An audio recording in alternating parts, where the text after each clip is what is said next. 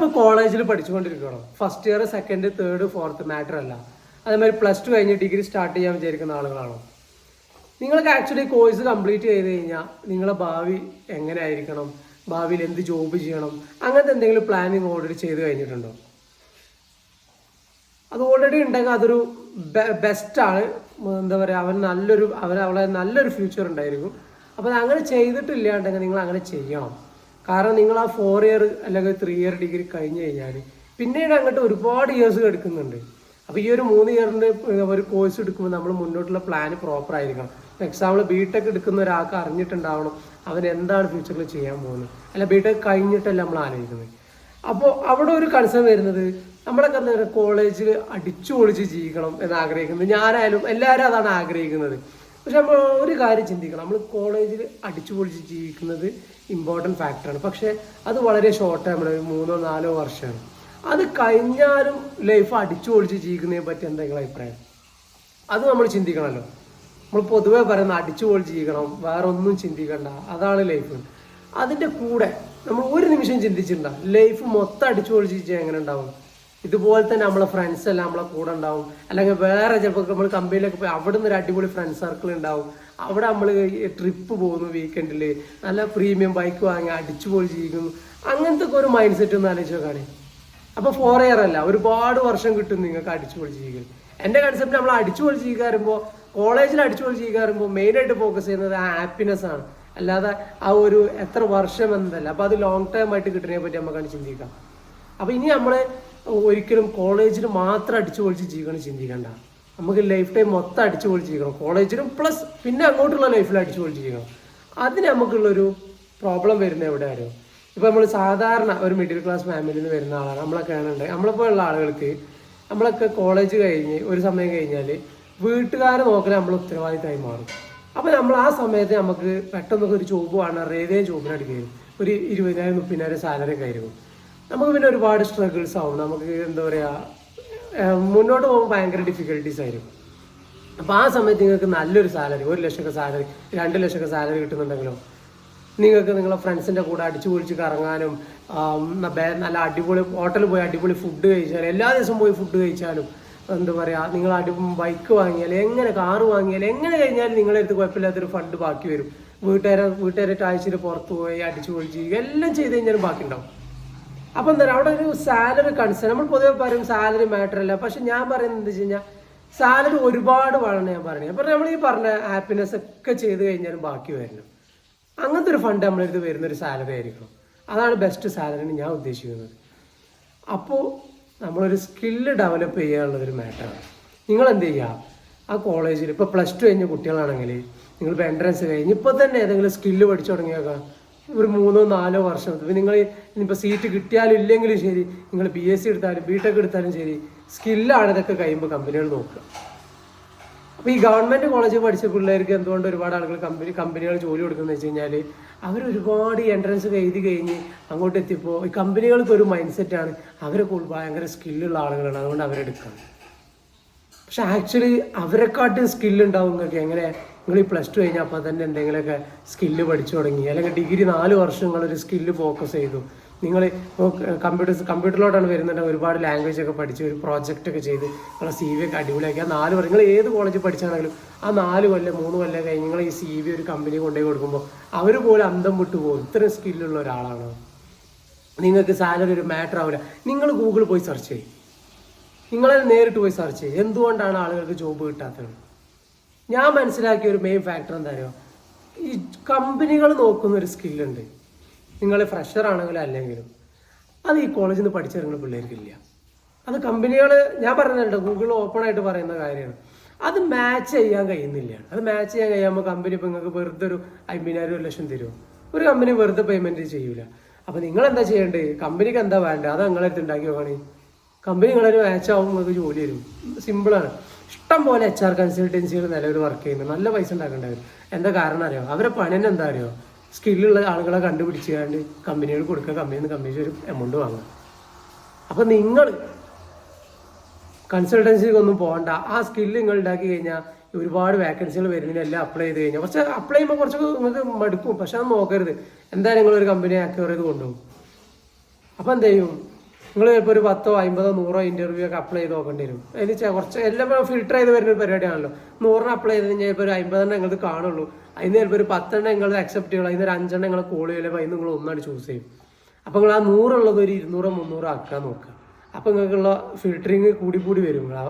അപ്പോൾ നിങ്ങൾക്ക് ലാസ്റ്റ് എന്ത് ചെയ്യും, നിങ്ങൾക്ക് 4, 5 ജോലി ഒരേ സമയത്ത് കിട്ടും.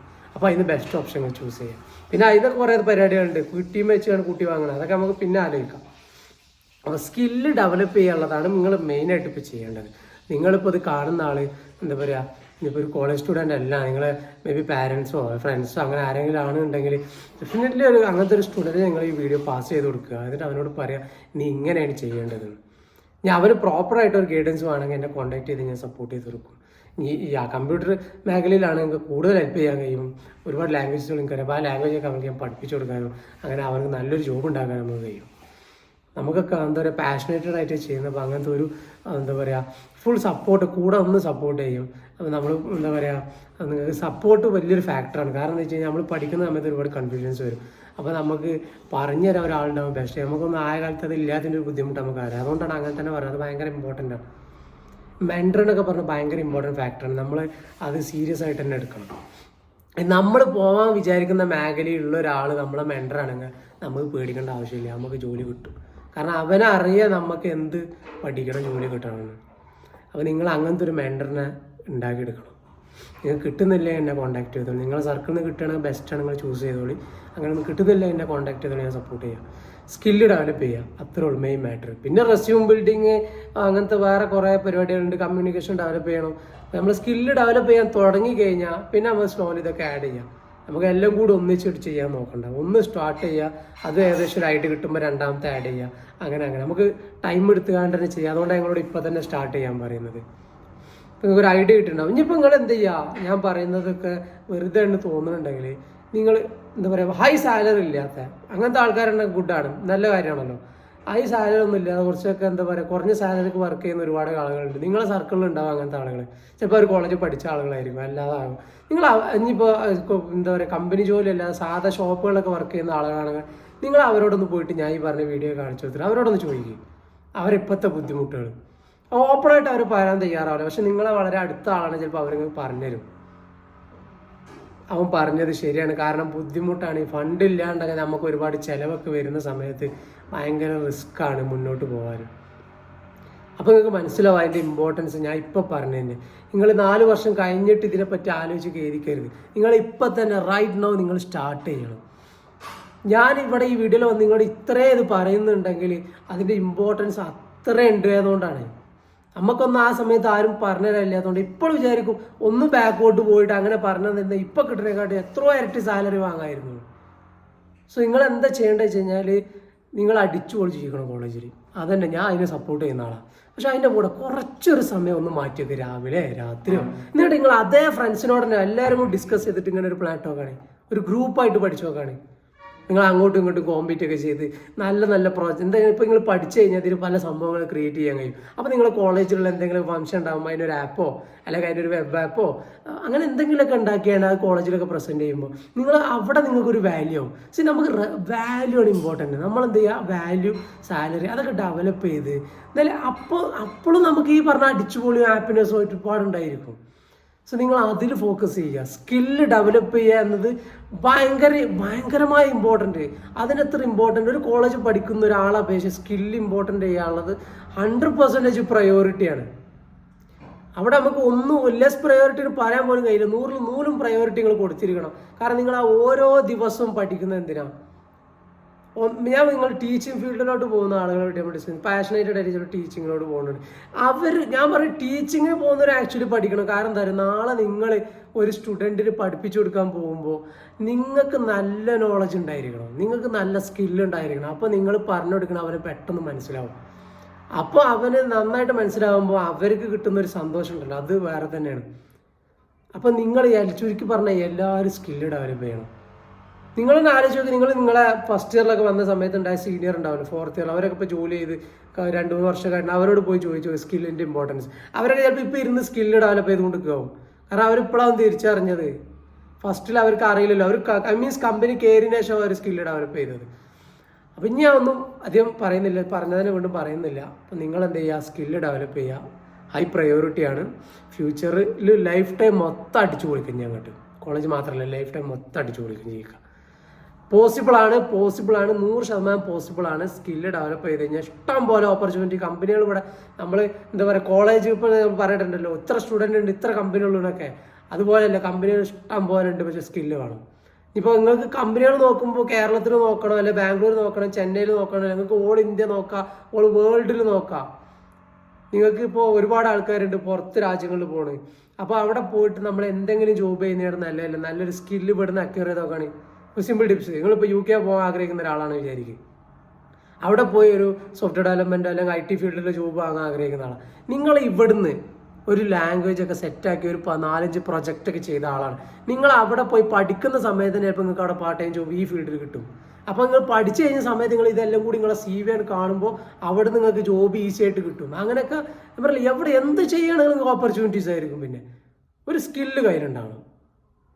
ഓക്കെ, അപ്പോൾ നമ്മൾ വീഡിയോ വൈൻഡപ്പ് ചെയ്യണം. നിങ്ങൾക്ക് ഞാൻ പറഞ്ഞതിൻ്റെ ഇമ്പോർട്ടൻസ് മനസ്സിലായിട്ടുണ്ടാവും. ഓക്കെ ഗൈസ്, അപ്പോൾ നിങ്ങൾക്ക് എൻ്റെ സപ്പോർട്ട് വേണമെന്നുണ്ടെങ്കിൽ ഞാൻ കംപ്ലീറ്റ്ലി അതിന് ഇൻട്രസ്റ്റ് ഉണ്ടായതുകൊണ്ടാണ് ഇങ്ങനെ ഒരു ചാനൽ തന്നെ സ്റ്റാർട്ട് ചെയ്തത്. സോ എന്നെ കോൺടാക്ട് ചെയ്ത് കഴിഞ്ഞാൽ നിങ്ങൾക്ക് ഫുൾ ഗൈഡൻസ് ഞാൻ തരും. നിങ്ങൾ ഏത് ഫീൽഡിലാണെങ്കിലും എന്താണ് ബെസ്റ്റ് എന്നൊക്കെ നമുക്ക് റിസർച്ച് ചെയ്യാം. എനിക്ക് അറിയാത്തതാണെങ്കിൽ ഞാൻ റിസർച്ച് ചെയ്യാൻ തയ്യാറാണ്. ഞാൻ പറഞ്ഞതിൻ്റെ ഇമ്പോർട്ടൻസ് എന്ന് വെച്ചാൽ നമ്മൾ റിസർച്ച് ചെയ്യണം. നമുക്ക് അറിയില്ലാണല്ലോ, നമ്മൾ റിസർച്ച് ചെയ്യുക. റിസർച്ച് ഭയങ്കര ഇമ്പോർട്ടൻ്റ്. ഈ സ്കില്ല് ഡെവലപ്പ് ചെയ്യില്ലേ, നിങ്ങൾ ഓട്ടോമാറ്റിക് ഒരു നല്ല റിസർച്ച് ചെയ്യുന്ന ആളായി മാറും. അതാണ് നമ്മൾ സ്വന്തമായിട്ട് പഠിച്ചു തുടങ്ങുക. ഇപ്പം ഞാൻ പറഞ്ഞു തരുമ്പോൾ ഞാൻ പറഞ്ഞിട്ട് മാത്രം എടുക്കരുത്, അതിന് പുറമെ നിങ്ങൾ റിസർച്ച് ചെയ്യുക. അങ്ങനെ ആകുമ്പോൾ നിങ്ങൾ അടിപൊളിയാവും. ഓക്കെ, അപ്പോൾ നമ്മൾ വീഡിയോ വൈൻഡപ്പ് ചെയ്യണേ. നെക്സ്റ്റ് വീഡിയോയിൽ കാണാം. ബൈ.